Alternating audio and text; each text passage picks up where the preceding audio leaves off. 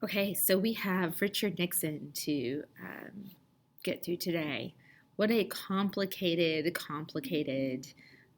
presidency we have with Richard Nixon. Your presidency chart on him is your final presidency chart, which is exciting, but you should have quite a bit of information to put down. So I think Richard Nixon, of course, will always be remembered as the president who resigned due to scandal, not just scandal, but he's a criminal. Like he commits criminal activities, engages in criminal behavior. And had he not been pardoned by his vice president, future President Ford, then he very likely could have faced criminal charges after his resignation of the presidency. So, no, Richard Nixon is not impeached. He actually resigns to avoid impeachment, which, as we have learned in this last year, isn't a guarantee anymore that you won't be impeached, not being about to leave office. But he does resign to avoid impeachment successfully. Had he not been such a paranoid criminal politician, he, I think, would be remembered very differently because, I mean, we've already talked about with environmentalism, his contributions there with the EPA, for example. Also, he goes to China, as we'll learn in a second, our first president to establish any kind of relationship with communist China. It has massive economic implications, even to this day. Vietnamization. He is going to be the president who withdraws us from Vietnam. There's a lot of things that he does that he doesn't get acknowledgement for or credit for. I mean, I'm not a Nixon apologist by any means. I mean, what he did was wrong, but he ruins his legacy. He tarnishes his legacy with his activities, his extracurriculars outside of policy. But just on paper, policy-wise, Nixon is just fascinating. It's amazing to think what could have been, in my opinion, with Richard Nixon. A lot of the other stuff aside. Here are just, here's a sample of the federal agencies that are established under Richard Nixon: the Minority Business Development Agency, the Environmental Protection Agency, Occupational Safety and Health Administration. That's OSHA. If you've ever been at a job and had to watch an OSHA training video, like what do you do if somebody falls and is bleeding on the floor in front of you at your workplace? You know, do you A, put on gloves? Do you B, just touch their wound? That's OSHA training. And then the DEA, or the Drug Enforcement Agency. Richard Nixon's foreign policy is where his real talent and his real interest lies. He is an incredibly talented politician when it comes to foreign policy. He does hire a man named Henry Kissinger to be his national security advisor, and Kissinger will really help to shape Nixon's foreign policy priorities, his foreign policy plans. Henry Kissinger is an incredibly controversial figure, and there are many people who say, he's a war criminal because of some of the things that he did in regards to secret negotiations, etc., during the Vietnam War. And so people who dislike Nixon will consistently also point to his relationship with Henry Kissinger. The Nixon Doctrine is essentially Vietnamization. And if you remember from our conversation about the Vietnam War, Vietnamization is the slow withdrawal of American forces, leaving behind, hopefully, ideally, this didn't happen, but the goal was to leave behind a well-trained force of anti-communist South Vietnamese forces to continue the anti-communist fight in Vietnam after the United States had left. He does preside over a slight return to isolationism. Now, Nixon is no isolationist, but his presidency does represent a slight pullback, not necessarily an engagement from the world, but in this, we have to be the world's police. right? He wants to have more diplomatic relationships and less military relationships. Which brings us to détente. Détente is an easing of tensions with the Soviet Union. It's this coming together of these two sides who relax their shoulders a little bit and say, how can we learn to coexist in this world that I lost my train of thought because that text message came through and I missed it. How can we coexist in this world of communists versus anti-communists?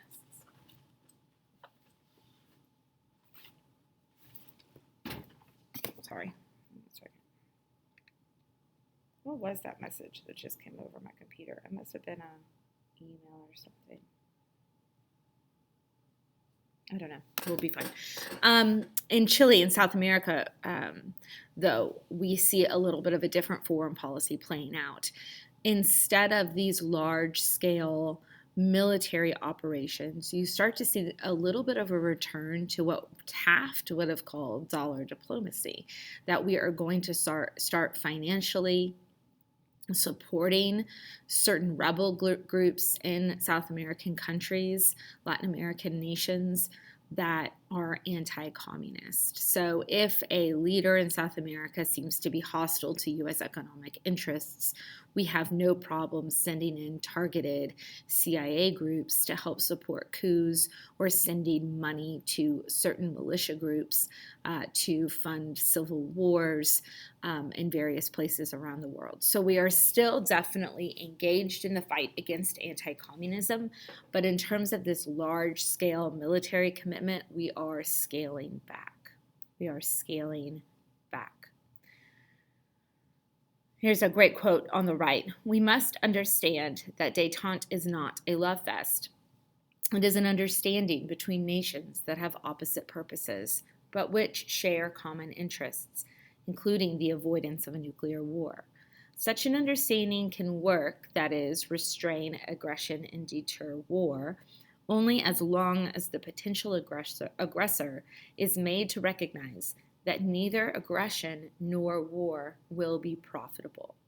So I still need to stockpile my nuclear weapons, because if my friend decides he doesn't want to be a friend anymore, I'm going to need to nuke him into oblivion, or I'm going to need to have such strong economic ties to the rest of the world that should he put a toe out of line, I'm able to isolate him economically so that he suffers. I do not tell you that the war in Vietnam is the war. Not the video I thought it was. So this is Nixon, who is going to talk about his Nixon doctrine, this idea of Vietnamization. And I meant to turn this on a second ago. I'm sorry, guys. I'm a little distracted. I need to focus. I do not tell you that the war in Vietnam is the war to end wars. But I do say this.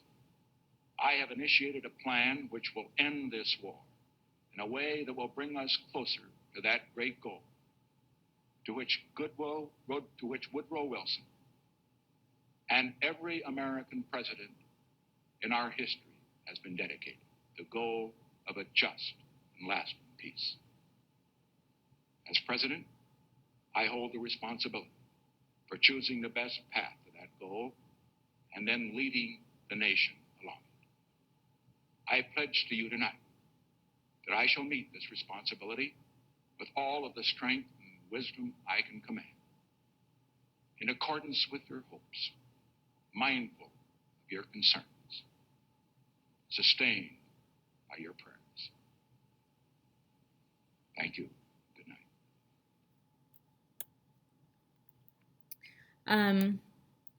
The United States, so I mentioned the China visit, the United States had not recognized the communist government in China as a legitimate government.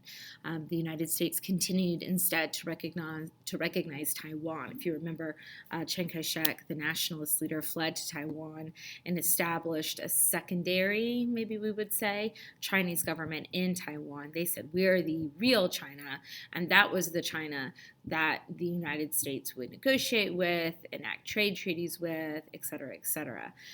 Nixon, though, in 1972, will make a historic visit to China and sort of reopen relations with the Chinese. He says, so let us in these next 5 days start a long march together, which is a really interesting choice of words. Not in lockstep, but on different roads leading to the same goal, the goal of building a world structure of peace and justice in which all may stand together with dignity. The idea is that, no, we don't agree with communism. No, we don't want to be communists like China. But yes, maybe it is in our best interest to have a diplomatic relationship with them. Maybe we are less likely to engage in hostile, war actions if we have a diplomatic relationship with them. Maybe we are more likely to establish favorable trade relationships if we have a diplomatic relationship with them. And by the way, this is going to just serve to further isolate the Soviets, who are in their own little spat with the Chinese communists.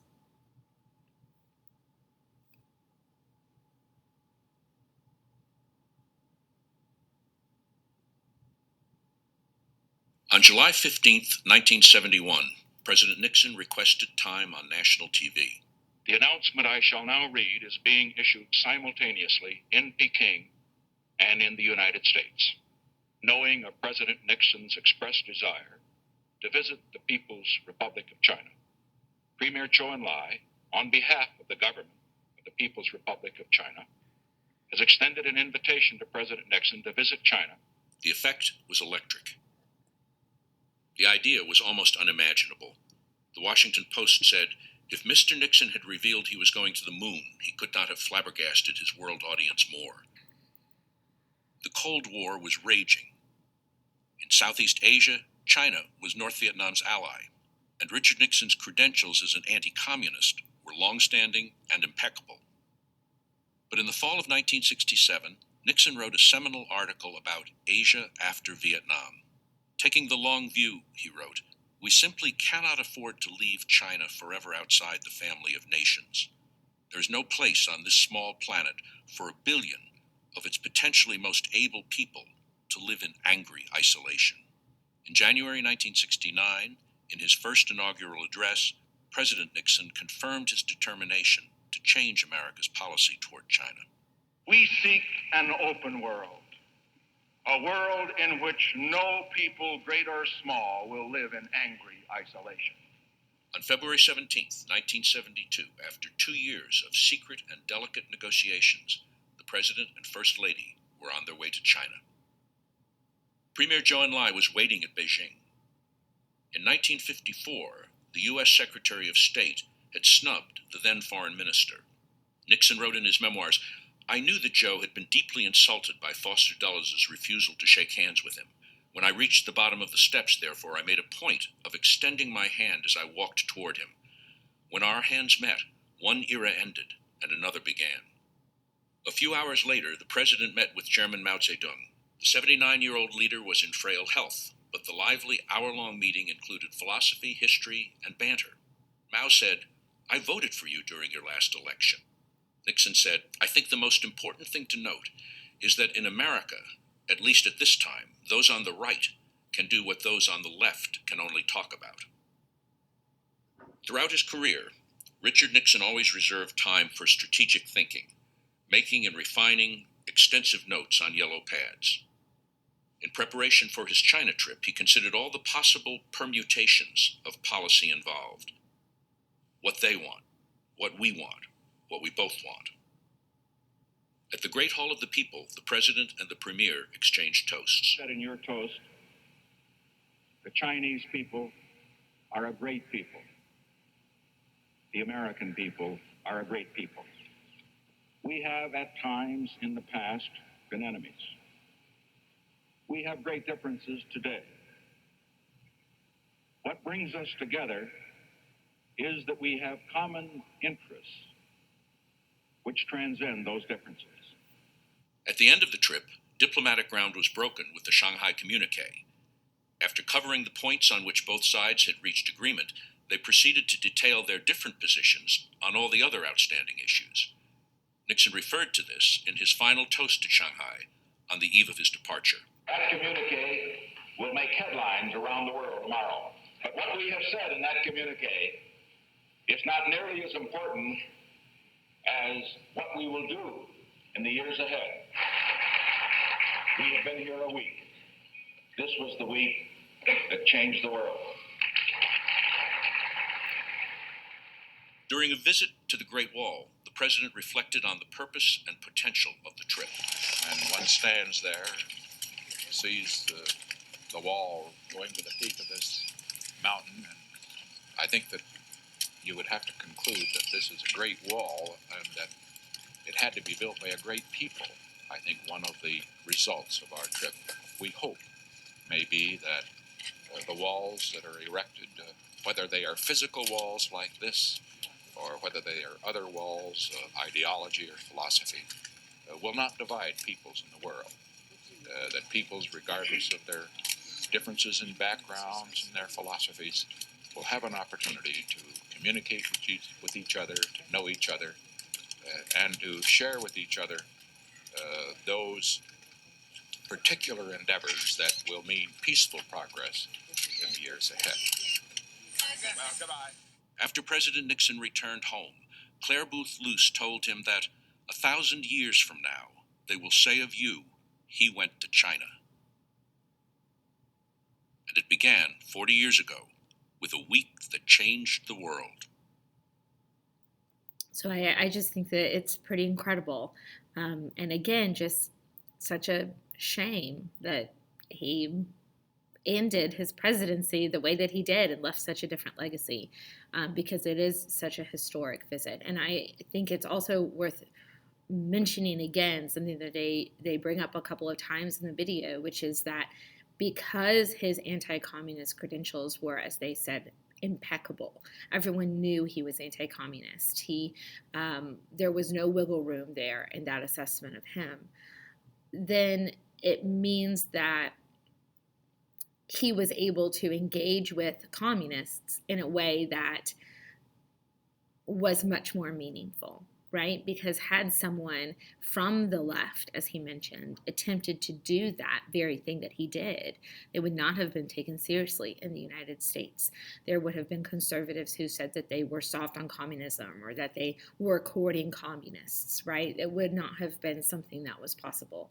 But because he's on the right and because he's so anti-communist, his ability to engage in this type of diplomacy was much greater.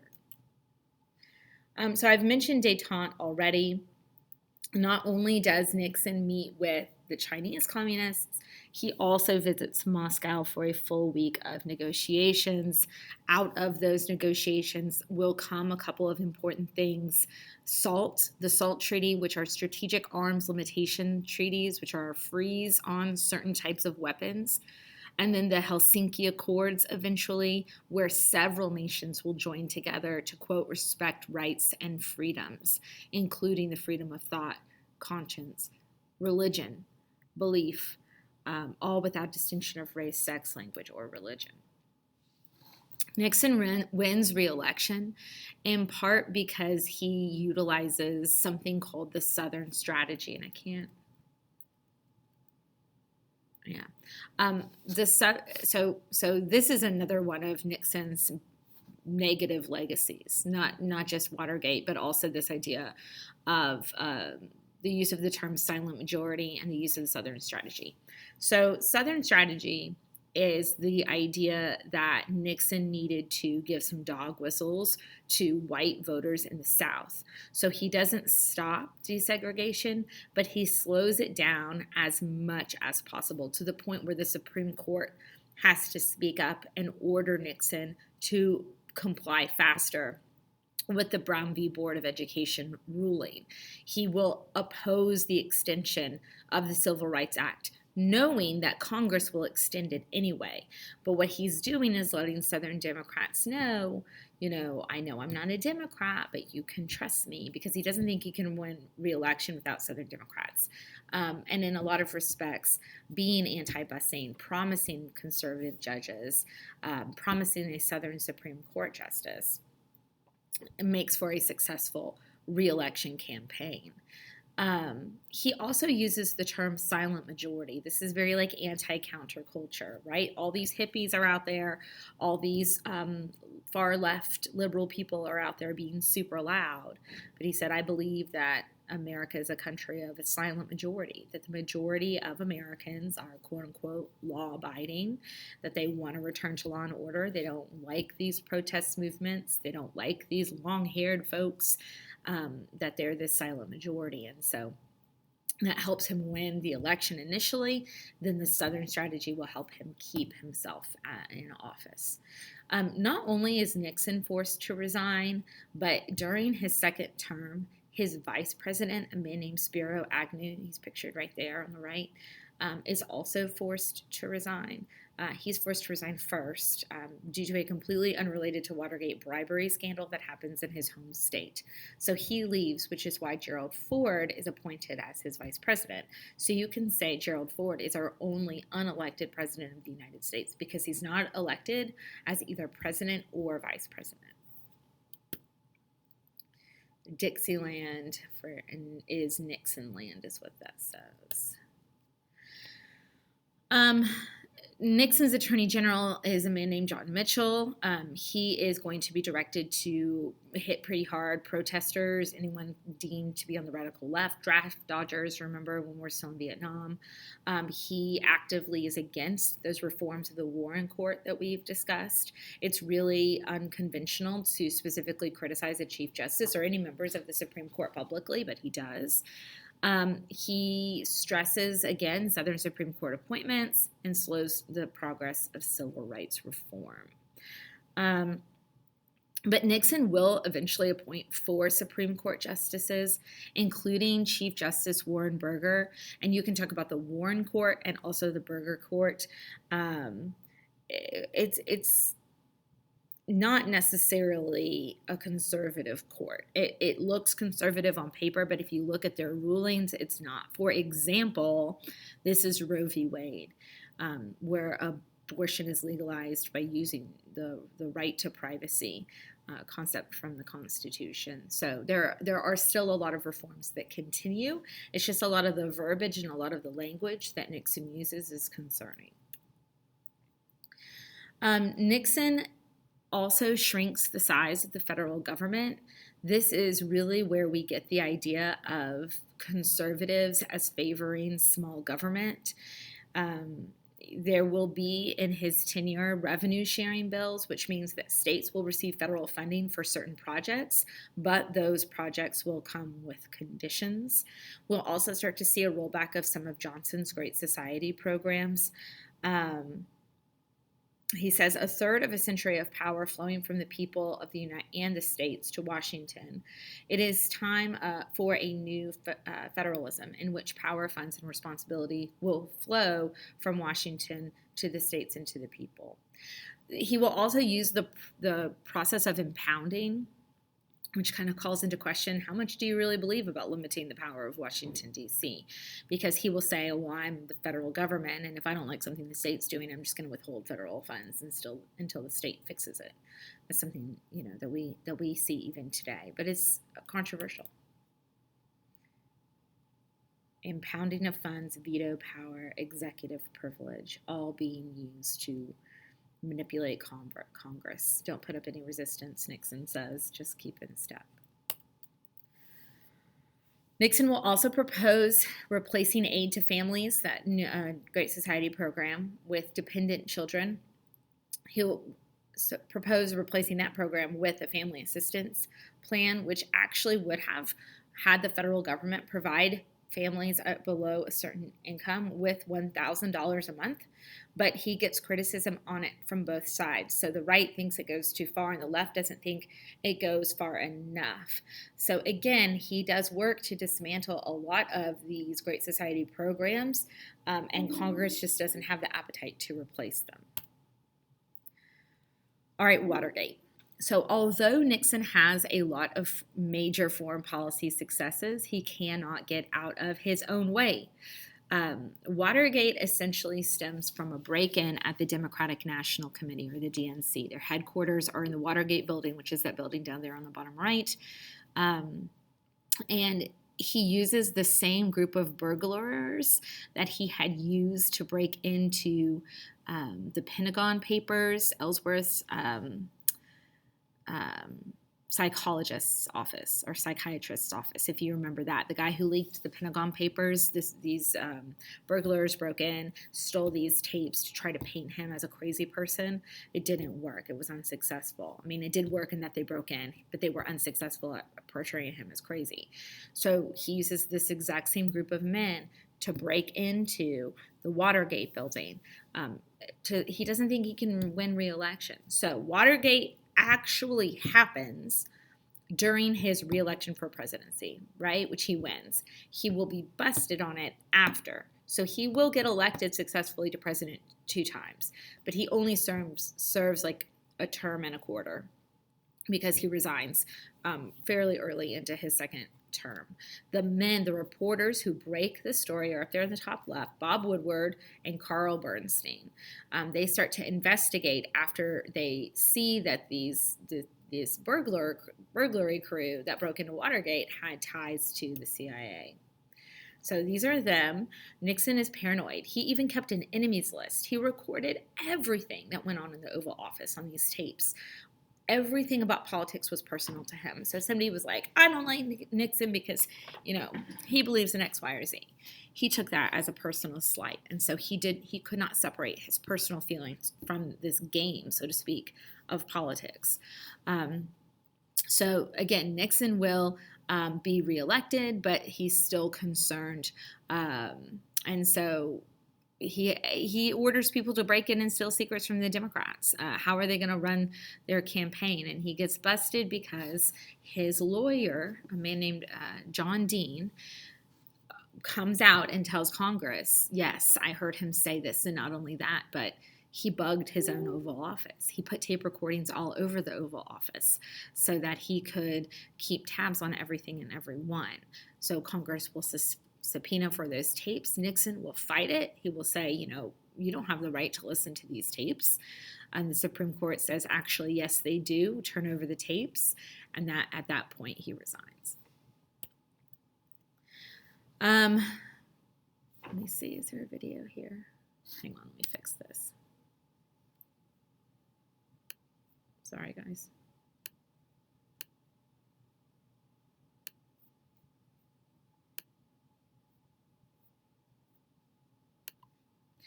The trial for the plumbers, which is the nickname that's going to ultimately be given to these guys here, these burglars, is actually going to start in 1973. Eventually, one of those burglars will testify. That's when John Dean, White House counsel, starts to speak up. He says that actually John Mitchell, remember that Attorney General, had ordered the break-in and that Nixon had aided in the cover-up. It comes to light that there's this elaborate taping system in the Oval Office, and Archibald Cox, who is appointed special prosecutor, demands that Nixon turns over the tapes.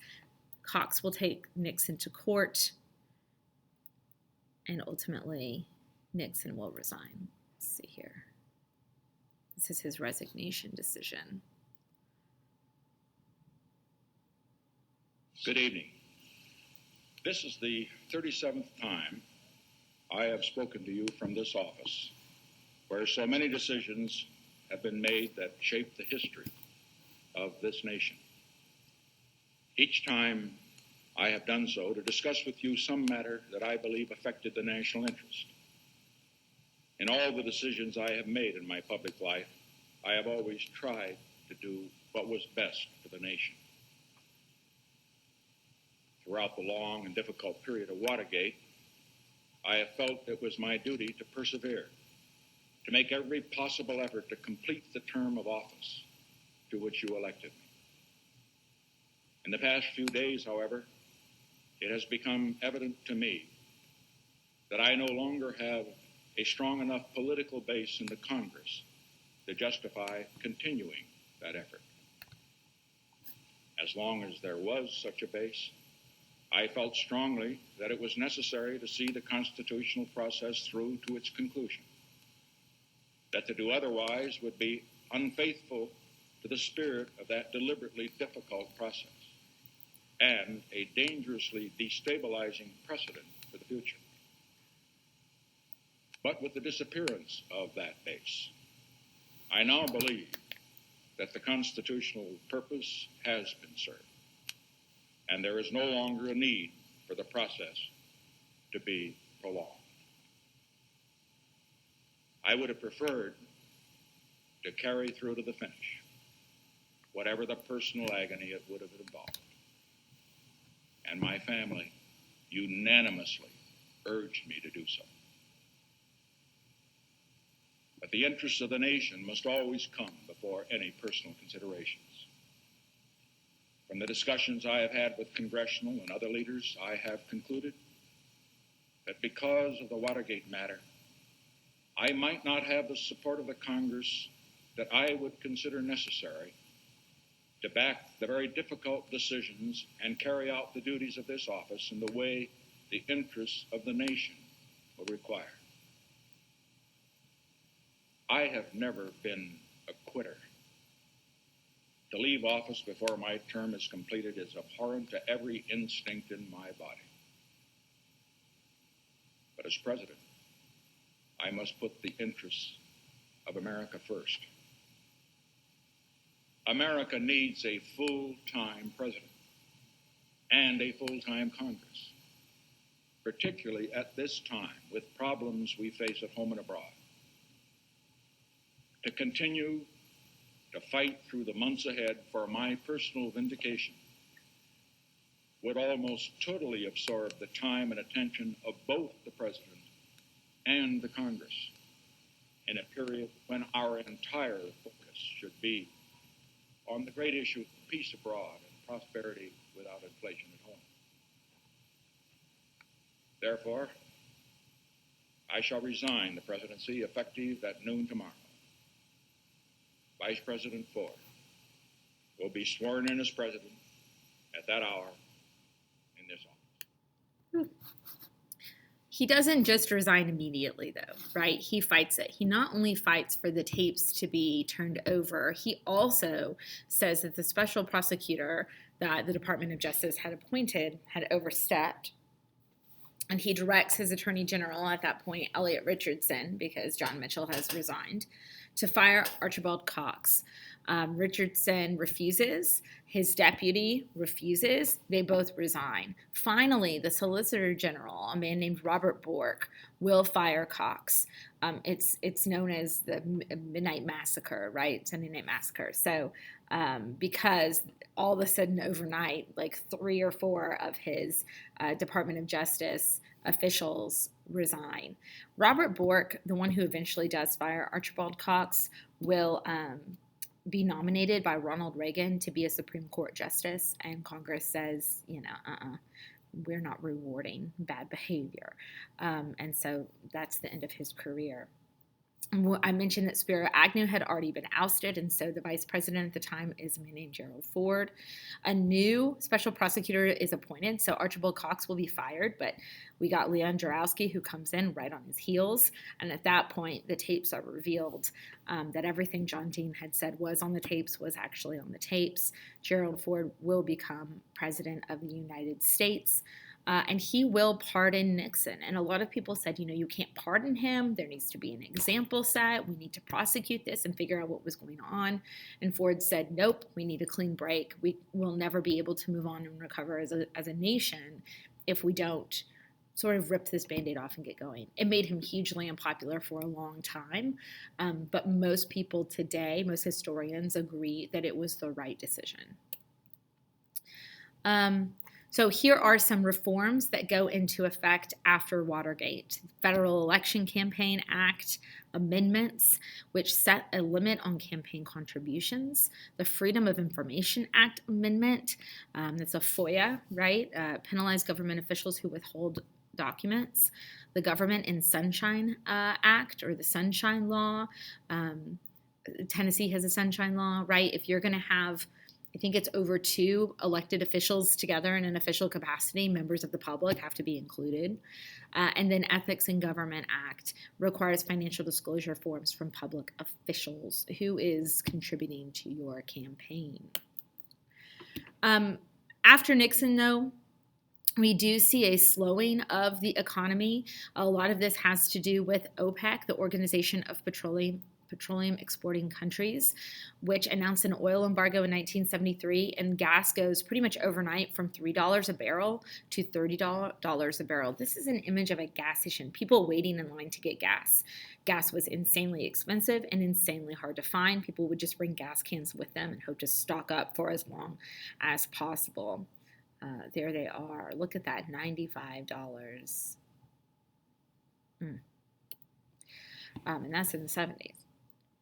So this is also, we're going to enter a period of stagflation under Ford. This is not necessarily through anything Ford does, but through some situations that he inherits. Carter will inherit the same sort of situations. Essentially, American manufacturers will struggle to keep up the pace with the rest of the world. We have a lot of outdated industrial factories. Upgrades need to be made, and we've been neglecting our industrial infrastructure. Imports rise to historic levels. Factories start to lay off workers, and we have this strange situation called stagflation. It's a combination of inflation and stagnant economy. So it's a combination of inflation, a stagnant economy, and high unemployment. So the GDP is down, unemployment is up, earnings are down, and inflation is up. How do you fight inflation and fight a recession at the same time? It's difficult to do. Unemployment is over 5% at the time that Nixon resigns. But by 1975, unemployment is up to 9%. Ford will start a program called WIN. That's him kind of in the middle there. It's called WIN, Whip Inflation Now, but economic problems persist. Ford will continue a lot of Nixon's foreign policy practices. He keeps Kissinger, he keeps détente. He ultimately signs the Helsinki Accords. He negotiates a cargo ship, potential foreign relations disaster with Cambodia in 1975, but he's ousted by Carter. Carter is a Democrat. There's this feeling that people want to break from Nixon. It's not that Ford was disliked. It's just that people want an outsider, and Carter is seen as this ultimate, Southern farmer outsider. So here you have someone who seems to live like a conservative, but he's a Democrat, and it appeals to a lot of people. He wins in 1976, and he's going to immediately try to improve the economy, but prove to be very unsuccessful in pretty much most things he does, bless him. He creates the Department of Energy. He does urge Americans to explore alternative energy options. He does eventually support the deregulation of the American oil industry, but he makes a speech in which he seems to be blaming U.S. citizens for problems in the economy. It's known as his Malay crisis that speech. strikes at the very heart and soul and spirit of our national will. We can see this crisis in the growing doubt about the meaning of our own lives and in the loss of a unity of purpose for our nation. The erosion of our confidence in the future is threatening to destroy the social and the political fabric of America.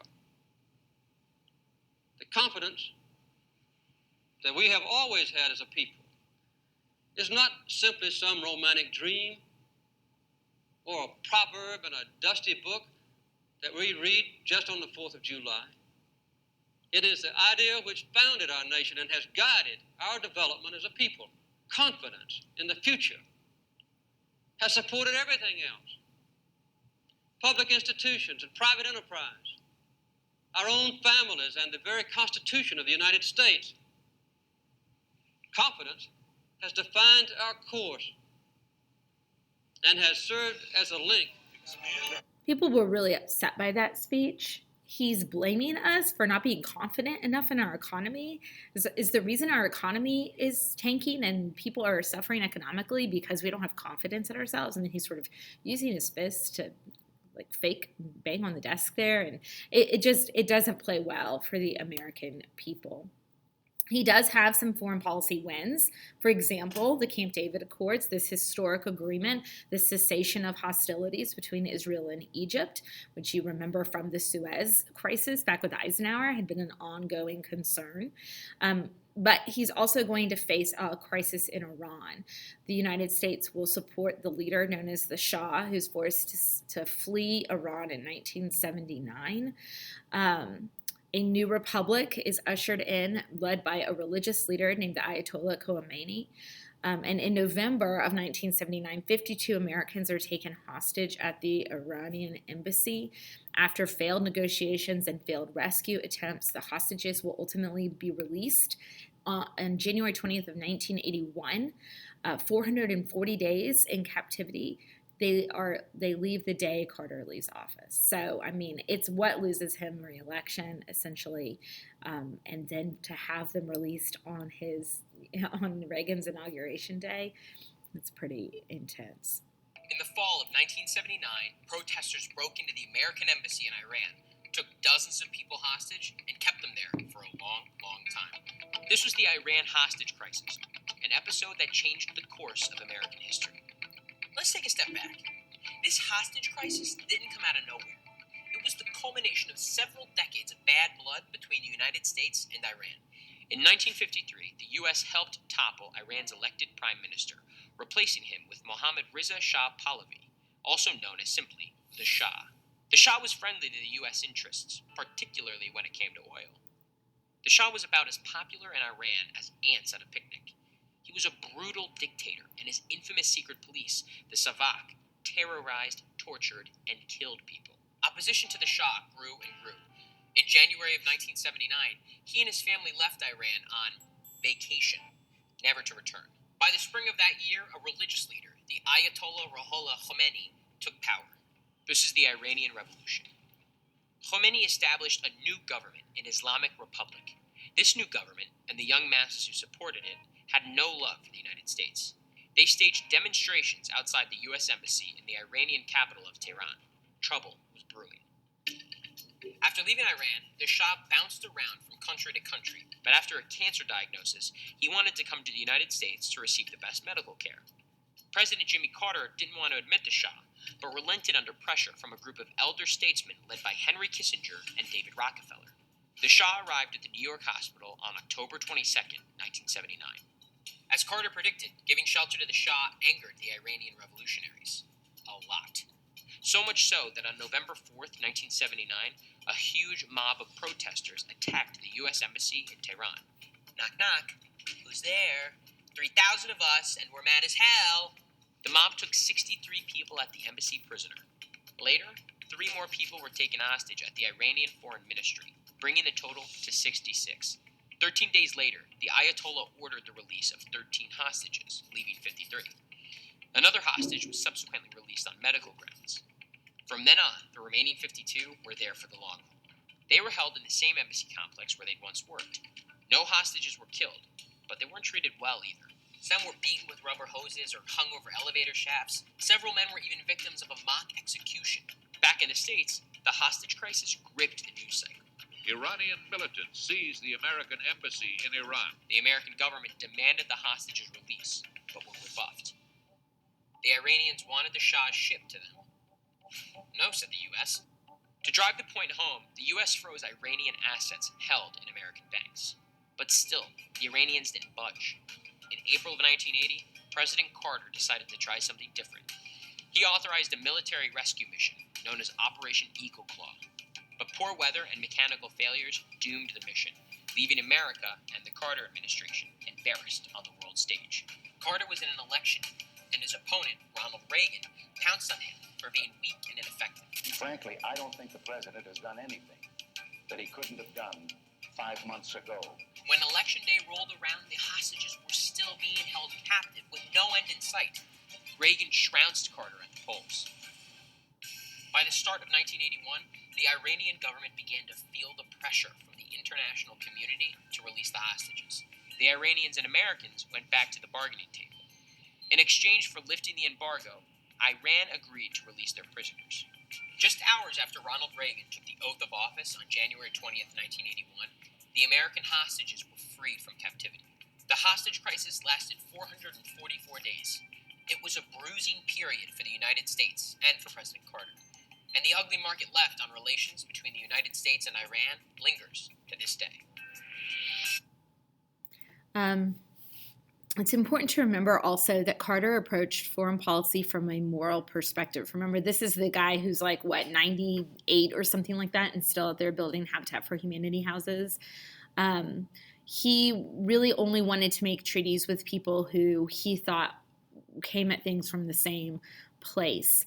For example, under the Helsinki Accords, Carter labels the Soviets as human rights abusers. He bans them from the Olympics when they invade Afghanistan. He gives the control of the Panama Canal back to the Panamanians in a treaty that will take effect on December 31st of 1999. He says human rights is the soul of our foreign policy because human rights is the very soul of our sense of nationhood. But when we come back, we will be talking about Ronald Reagan, Carter's successor.